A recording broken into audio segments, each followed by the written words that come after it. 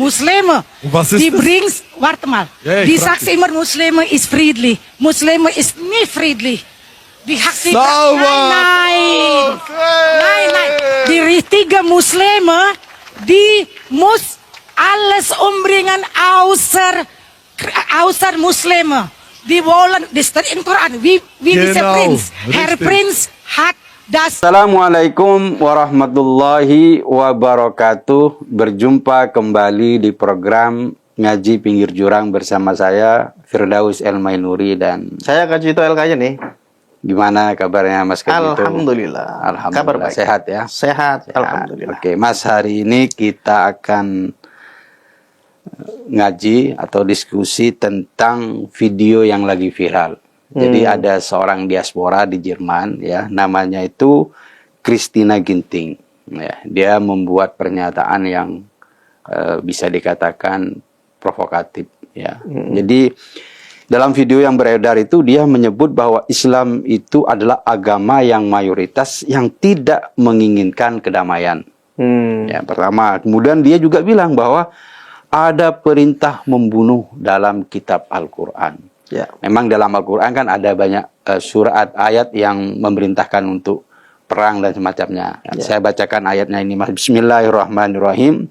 Sebenarnya Christina tidak menyebutkan ayatnya, tapi saya coba mencari ayat yang mungkin dia pahami untuk berperang atau membunuh itu ya. Saya bacakan nih, Mas, surat Al-Baqarah ayat 191. Ya. Bismillahirrahmanirrahim. Waqtuluhum haitsu thaqiftumuhum wa akhrijuhum min haitsu akhrajukum wal fitnatu asyaddu minal qatl. Wa la tuqatiluhum indal masjidil haram hatta yuqatilukum fi fa in qataluukum faqtuluhum kadzalika jazaa'ul kafirin. Ya. Gimana nih menurut Mas Kajito tentang pernyataan Christina Ginting itu, Mas, yang mengatakan bahwa mayoritas umat Islam itu ya tidak toleran. Ya. Gimana menurut Mas Kajito? Jadi pernyataan Christina Ginting itu adalah pemahamannya terhadap wajah Islam. Kita kan nggak bisa memaksa orang untuk memahami sesuatu sesuai keinginan kita. Jadi apa yang dipahami oleh dia, itulah yang dia dapatkan dari gambaran Islam selama ini. Saya tidak tahu backgroundnya Christina ini ya, apakah dia banyak berinteraksi dengan umat Islam, atau apakah dia pernah menjadi korban intoleransi ya. Tapi kalau yang dibahas soal ayat tentang perang, tentang pembunuhan ya, memang terus terang ayat-ayat itu digunakan oleh teroris, digunakan oleh orang-orang konservatif ya, dengan melupakan konteks gitu loh. Kalau ayat itu digunakan ketika kita perang, misalnya di Gaza, orang Palestina pakai ayat itu, ya sah. Situasinya sedang perang gitu loh. Tapi kalau itu digunakan dalam kondisi damai, itu salah gitu. Apalagi sesuai konteks ayat itu kan kondisi dulu ketika Nabi ada di Arab Saudi saat ini ya. Ketika Nabi berdakwah dan ketika itu memang ada tekanan dari kelompok lain gitu ya, yang disebut kalau dalam bahasa Quran ya al-kafirun ya, kadang disebut al-musyrikun gitu ya. Tapi yang dikehendaki di situ biasanya itu orang pagan yang tinggal di Mekah ya. Untuk khusus yang itu ya. Karena untuk Yahudi dan Nasrani disebut sesuai dengan agamanya atau ahli kitab gitu.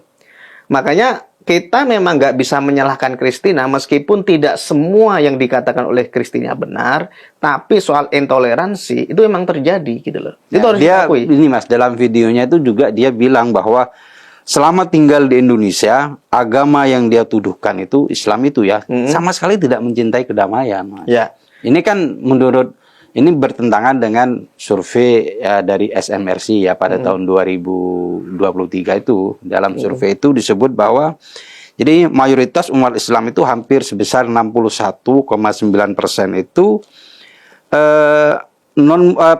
umat Islam itu nggak keberatan kalau ada non Muslim yang ngadain acara keagamaan atau kebaktian. Jadi sekitar 61,9% itu ya mayoritas toleran ya.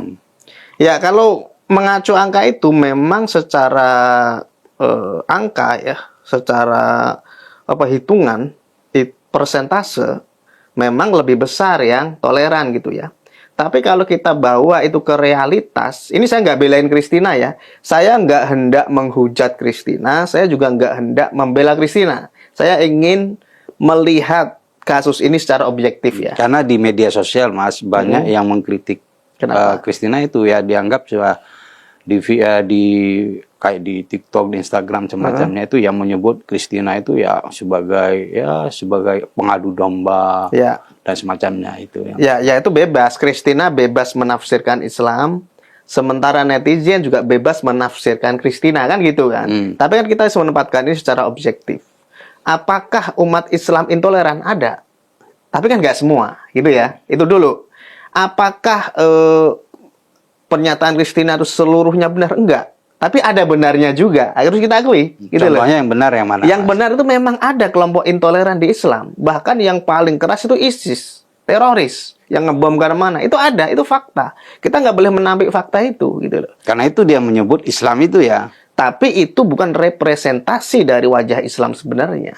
Karena seperti angka Mas Firdaus sebut tadi, mayoritas masih toleran di Indonesia. Tapi kalau kita bawa ke realitas, angka itu gede banget, Mas. 31,9%. Ya. Itu di satu kampung ada orang intoleran segede itu, rame banget, Mas. 5% kalau aja. Satu kampung ini kan enggak, iya itu contoh. Iya kan kalau dikecilin kampung. Gitu ya. Kalau se-Indonesia ya itu gede banget itu. Jadi kalau kita contohkan salah di satu kampung ada 100 orang. 30-nya intoleran, Mas. Wah, itu rame banget. Sementara 30-nya intoleran. Yang toleran misalnya 60 ya, 60 sekian atau 7 lah, 70 lah. Nah, mayoritas yang toleran itu diem. Bayangin, 30 sekian orang itu keras omongannya, mempersekusi, galak. Maka angka di situ harus diturunkan secara realitasnya bagaimana.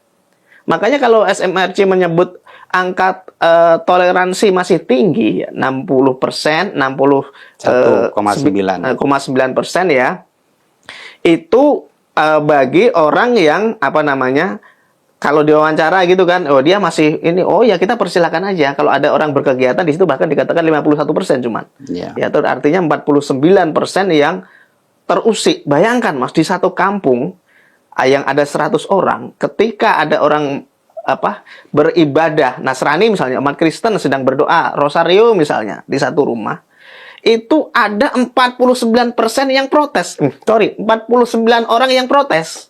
Bayangkan. Artinya bangsa kita tuh nggak toleran berarti. Karena kalau kita mau disebut sebagai bangsa toleran, harusnya 90% dong, atau minimal 80% lah. Gitu. Itu bisa kita anggap toleran. Itu pun masih terlalu besar. Kalau kita turunkan angka ini ke realita di masyarakat gitu. 5% aja Mas, itu udah lumayan itu. Karena 5% orang bawa toa, bawa mobil komando, ya teriak-teriak itu udah banyak gitu loh. Kan sebenarnya itu minoritas ya, Mas. Ya. Tapi karena mungkin yang mayoritas itu diam, akhirnya yang kedengaran itu yang minoritas tadi itu, yang intoleran itu sebenarnya. Betul. Makanya wajah Islam yang tampak terutama oleh Kristen, mungkin Kristennya ada peristiwa masa lalu saya nggak tahu ya, atau mungkin dia ngelihat ke berita-berita kejadian-kejadian kok ini bikin gereja susah, ada acara berdoa di geruduk, mungkin itu ya, kemudian dia menafsirkan kan orang ini sudah jadi WNA ya, warga Jerman ya kalau nggak salah ya, bukan orang kita yang ada yang menyebutnya seperti itu, ada yang menyebutnya dia sudah pindah ke warganegaraan. Ya bisa jadi, artinya bahwa pemahaman dia tentang umat Islam Indonesia itu dulu gitu ya, berapa puluh tahun misalnya. Atau katakanlah kalau dia memang baru pindah ke Jerman, ya katakan 10 tahun atau 20 tahun ya. Itu pun memori dia yang dia dapatkan adalah memori kekerasan gitu loh. Kebetulan dapatnya yang keras gitu kan. Padahal mayoritas kan nggak gitu. Tapi apapun itu, kritik Christina itu juga harus jadi bagian introspeksi bagi umat Islam. Karena faktanya umat Islam itu banyak yang intoleran.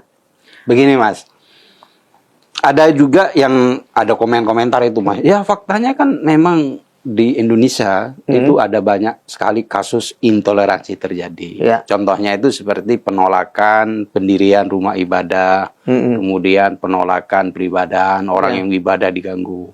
Dan ada yang komen begini Mas, bangun masjid gampang, kok bangun gereja tuh susahnya setengah mati gitu kan. Ya. Jadi dia menyebut kayak seperti penolakan di di Cirebon, kemudian macam-macam ada di Cilegon, di Makassar gitu kan. Ya. Dan ini hampir sering terjadi penolakan seperti itu. Gimana menurut Mas Haji itu? Ya, itu menunjukkan bahwa umat Islam Indonesia memang masih banyak yang intoleran. Sesuai survei tadi kan. Itu yang speak up, yang intoleran itu yang terekam sedikit. Sebagian besar kelompok konservatif itu diem, Mas. Dia nggak turun ke jalan kan. Itu kalau yang 30% sekian tadi turun, rame banget itu. Nah, artinya fakta-fakta ini menunjukkan ada hal-hal buruk dalam Islam yang harus diperbaiki gitu loh.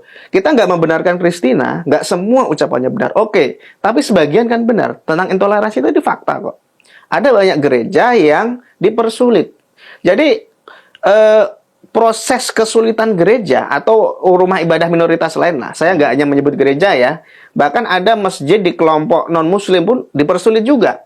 Di Minahasa ada kejadian. Terus dulu pernah ada kasus juga di daerah mana gitu juga orang mau bikin musola juga nggak bisa gitu lah. Artinya dimanapun di Indonesia ini ada minoritas, disitulah dia tertindas. Kenapa itu terjadi? Itu karena ada yang namanya peraturan SKB 2 Menteri tahun 2006 kalau nggak salah ya. Nah, SKB 2 Menteri ini meskipun ya akar sejarahnya itu muncul untuk menghindari konflik, Mas. Kan dulu pernah konflik besar bunuh-bunuhan tuh gara-gara rumah ibadah lah. Ya. Belum ada peraturan waktu itu. Gimana caranya supaya nggak terjadi lagi konflik ini? Jadi SKB ini sebenarnya untuk menertibkan sebenarnya. Untuk menertibkan itu. Tapi belakangan malah jadi senjata mayoritas untuk menindas minoritas gitu loh. Memang nggak terjadi konflik dalam skala besar karena gereja belum sempat berdiri, udah demo. Masjid belum sempat diri, sudah demo. Dasarnya SKB 2 Menteri itu. Dan itu sangat-sangat memberatkan. Karena ada beberapa poin yang mestinya ini jadi tugas Kementerian Agama, malah diwakilkan ke masyarakat gitu loh. Masyarakat itu kan semestinya ya, oke, mereka dilibatkan, tapi mereka jangan dikasih wewenang. Di dalam SKB itu disebutkan ada yang namanya Forum Komunikasi Umat Beragama, FKUB namanya, Mas. Nah, salah satu syarat pendirian rumah ibadah, termasuk masjid, termasuk gereja, wihara, mau apapun itu, pura ya, itu harus seizin atau rekomendasi dari salah satunya ya. Rekomendasinya banyak, makanya itu bikin pusing. Salah satu rekomendasinya itu dari FKUB ini. Nah, logikanya Mas, kalau di sebuah kampung, yaitu kabupaten per kabupaten ya, di sebuah kabupaten itu mayoritasnya Muslim, otomatis FKUB-nya karena dari tokoh masyarakat ya, mayoritasnya juga Muslim, Mas. Makanya kalau orang non-Muslim mau bikin minta rekomendasi, ya dipersulit, gitu loh. Itu logikanya gitu aja. Kita nggak usah jadi pakai menurut Mas Haji itu yang menjadi anggota FKUB itu harus 50-50 gitu, ya. Harus sama. Logikanya, Mas, FKUB itu mestinya diberikan secara proporsional per umat beragama, jangan per umat mayoritas. Kalau mau dipertahankan ya, karena kalau per umat mayoritas, otomatis mayoritas di daerah itu jadi raja kecil, Mas. Mayoritasnya Muslim, otomatis Muslimnya yang keras gitu ya. Mungkin dia kasih rekomendasi pura-pura mungkin ya. Wah, atas nama toleransi kita kasih. Tapi orang-orang dia di bawah tetap bergerak, tetap demo. Dia nggak bisa menertibkan umat yang di bawah. Ngapain ada FKUB kalau gitu loh. Makanya menurut saya FKUB itu perlu dievaluasi. Oke, Mas. Jadi kan tahun kemarin ya, kalau tidak keliru itu Menteri Agama itu, mantan Menteri Agama Gus Yakut ya, itu kan kayak semacam mengusulkan kepres lah, bahwa istilahnya itu penyederhanaan syarat pendirian rumah ibadah. Ya. Salah satunya itu adalah penghapusan peran FKUB ini. Ya. Jadi kalau dulu kan untuk mendirikan rumah ibadah itu harus ada rekomendasi itu. Jadi dan itu maksudnya itu kewenangannya itu ada penghapusan peran itu. Ya. Tapi kan sama Wapres ya, Kiai Ma'ruf Amin waktu ya, itu ditolak lah kayak semacam ya, ini. makanya kepres itu nggak ada sampai sekarang kan. Jadi niatnya Gus Yakut tuh bagus. Yang pertama, menyederhanakan izin membangun tempat ibadah, khususnya gereja, karena gereja banyak ditolak kan. Meskipun ada masjid, ada yang lain-lain, tapi yang paling banyak ditolak itu gereja. gitu ya. Niatnya bagus, tapi realitanya susah, Mas. Karena apa? Karena selama ada SKB 2 Menteri ini, selama itu pula ada FKUB tadi. Kalau rekomendasi FKUB ini tidak diperlukan, maka FKUB-nya nggak perlu ada dong. Kenapa ada forumnya kalau rekomendasinya nggak ada? Itu fungsinya apa dia? Karena FKUB itu gede gajinya, Mas. Saya pikir FKUB itu relawan. Lillahi ta'ala, berjuang di jalan Tuhan gitu kan. Ternyata di Bekasi aja 2018 sampai 2023 itu per tahun itu 2,3 M, Mas. Bahkan di Kalimantan itu ada yang 10 M, 11 M per tahun. Itu anggotanya cuma segelintir, kerjanya apa nggak jelas. Kerjanya ngasih rekomendasi. Rekomendasi apaan? Rekomendasi dia harus menertibkan umat di bawah dong. Rekomendasi kasih, umatnya tetap demo dibiarin. Atau jangan-jangan, udah kalian demo, kasih rekomendasi. Kamu demo ya, sama aja bohong. Jadi menurut saya, usulan Gus Yakut itu bagus. Tapi realitanya susah. Kalau mau, yang paling gampang itu ya SKB 2 Menteri dievaluasi. SKB 2 Menteri diedit, dibikin, diterbitkan yang baru. Syarat-syarat pendirian rumah ibadah itu jangan serumit sekarang. Itu Ini Mas, saya itu baca itu jadi salah satu yang memberatkan kelompok minoritas itu Mas. Itu adalah minimal ada 90 pengguna. Ya. 90 orang ya, 90 orang yang jamaah itu. Jamaah harus ada 90 jamaah. Kemudian mendapatkan dukungan minimal 60% warga setempat. Betul. Ini kadang syarat yang berat bagi kelompok minoritas itu, Mas. Ya, makanya syarat seperti ini kan menyenangkan mayoritas, menyulitkan minoritas gitu loh. Jadi gampangnya ginilah, orang kita itu kan memang munafik kebanyakan ya. Orang ini kan mau bikin tempat ibadah, Mas, bukan mau bikin pijet plus-plus ya. Kalau di kita kan bikin pijet plus-plus lebih gampang dari bikin gereja, Mas. Izinnya lebih mulus, licin. Wah, RT RW langsung tanda tangan, lurah tanda tangan. Tapi giliran orang mau bikin gereja, susahnya minta ampun. Kesulitannya dari atas, Mas. Dari Menteri Agama dulu, kan harus perlu rekomendasi itu. Kemudian sudah itu turun ke mungkin ada tingkatan ya kabupaten lah, mungkin ada ini sampai kelurahan. Udah oke semua nih, Mas. RT RW bikin pusing juga, Mas. Kemarin ada RT intoleran yang membubarkan ibadah itu. Perangkatnya ada kayak gitu. Ini udah oke, beres semua misalnya. Ada Bang Jago. Bang Jago di daerah, entah itu ormas agama, entah itu apa preman setempat nyari duit, entah apapun lah bentuknya, atau pengangguran yang pusing. Wah, ini gak ada duit nih. Palakin orang mau bikin gereja, bisa gitu kan. Jadi berbagai latar belakang inilah yang menyulitkan orang bikin gereja. Makanya siapa yang harus berperan di sana gitu lah. Itu pertanyaan besarnya kan. Menurut Mas Gaji itu siapa yang paling berperan, yang paling bertanggung jawab? Bertanggung jawab gitu kan. Ya, nomor 1 tentu pemerintah. Ya, nomor 2-nya banyak, ada umat, pemuka agama dan sebagainya, ada banyak. Tapi kita hanya bisa memaksa pemerintah. Kenapa? Karena jadi mengubah aturan itu. Ya, pertama mengubah aturan. Pemerintah, entah itu presiden, entah menteri aja cukup sebenarnya. Nggak usah presiden kebanyakan lah ininya ya. Ribet. Suruh bikin perpu, suruh nanti secara politik kena juga. Kalau menteri kan paling reshuffle, aman gitu kan.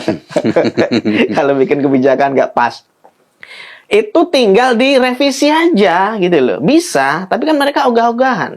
Kemudian selain merevisi, tapi kalau direvisikan harus melalui DPR dulu. Enggak dong, SKB 2 Menteri enggak dong. Oh, enggak pakai. Itu kesepakatan menteri aja, peraturan menteri namanya itu kan, setingkat menteri dia. Nah, ketika SKB sudah direvisi misalnya, kemudian Menteri Agama juga harus turun. Menteri Agama itu kan selama ini ongkang-ongkang kaki, Mas. Jadi saya nggak ngerti kerjanya Menteri Agama itu ngapain. Ketika ada orang mau bikin gereja, mereka ngumpet. Ketika ada orang mau haji, mereka muncul, Mas. Wah, di depan konferensi pers, haji begini, pidato, dan seterusnya.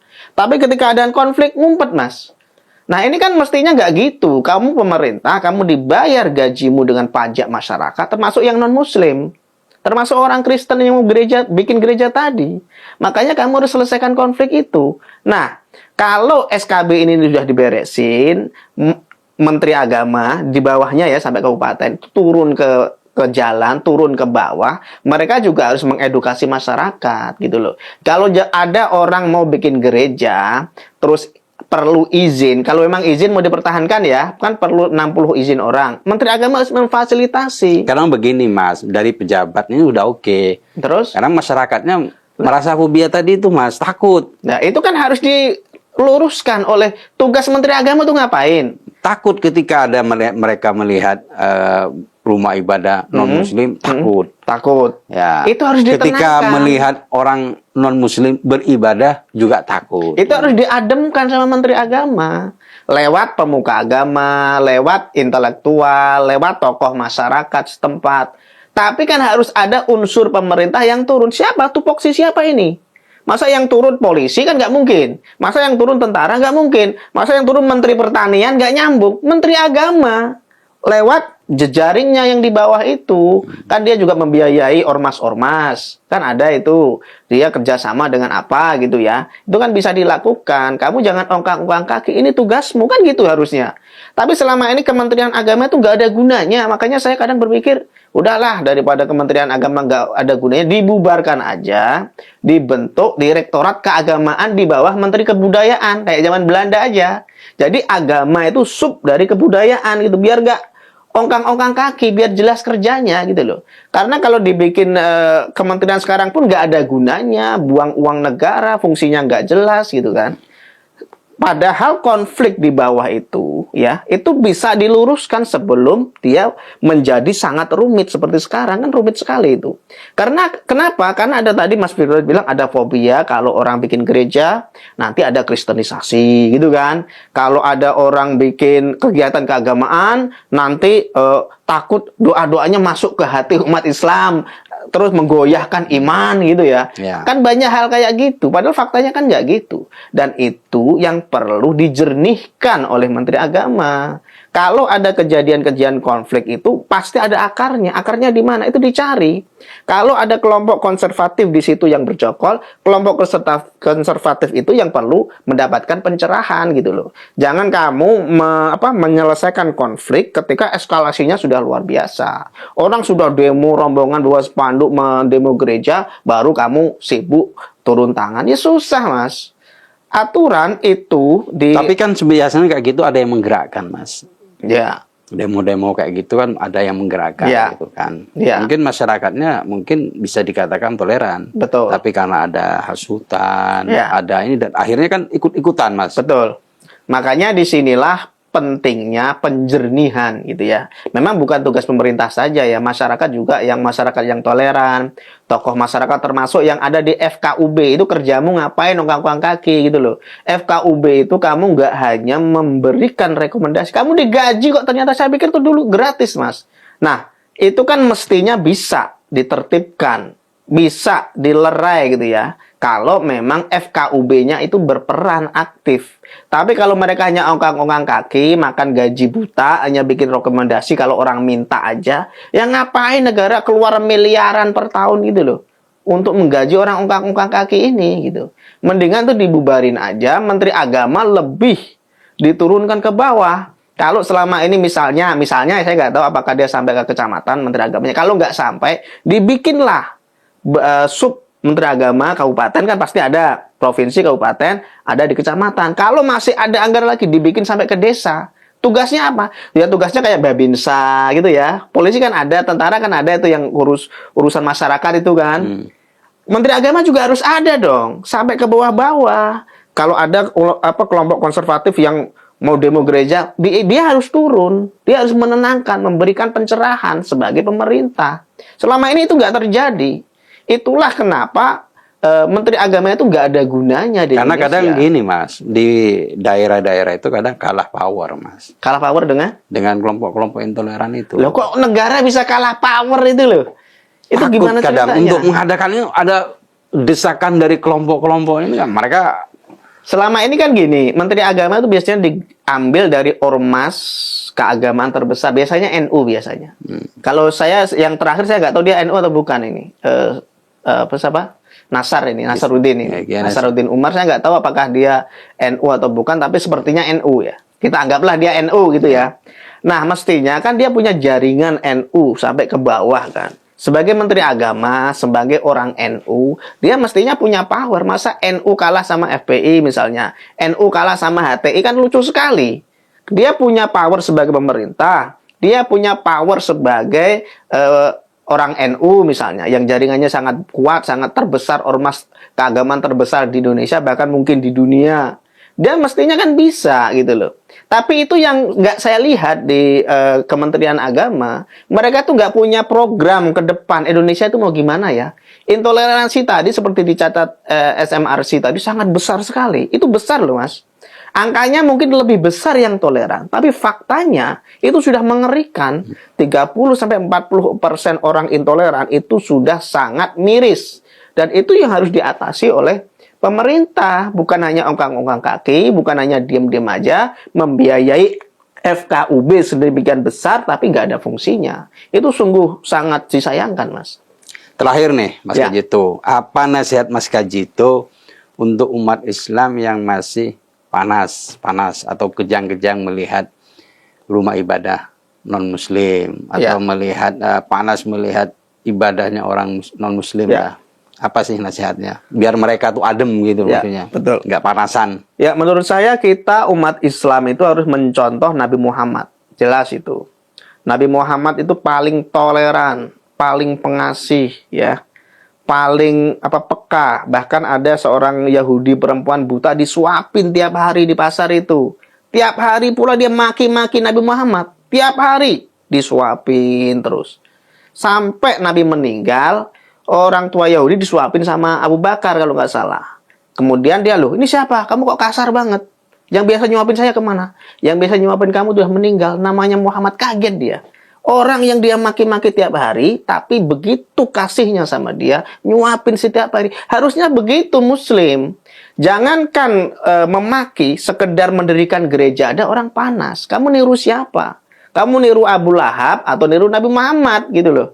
Mestinya kan kita itu menampakkan wajah Islam yang rahmatan lil alamin, penuh kasih sayang. Kalau orang mau bikin gereja, ayo dibantu yuk ngurus izinnya. Kita temenin yuk ke RT RW, kita ajak yuk ke FKUB, kita berikan argumen yang valid, yuk kita tanda tangan yuk gitu kan. Karena itu khawatirnya dianggap ikut membantu. Loh, kan bagus kalau ikut membantu. Kan selama ini orang-orang berpikir kalau membantu non-Muslim itu berarti dia akan merusak Islam. Itu kan pola pikir yang sangat salah. Makanya kenapa ada orang-orang seperti Christina Ginting? Karena persepsi Islam yang selama ini ditampilkan itu Islam yang barbar, Islam yang ngamuan, Islam yang menang-menangan. Dan ini yang harus kita atasi gitu loh. Kalau kita marah dengan reaksi Christina Ginting, mestinya kita lebih marah pada tindakan umat Islam yang intoleran.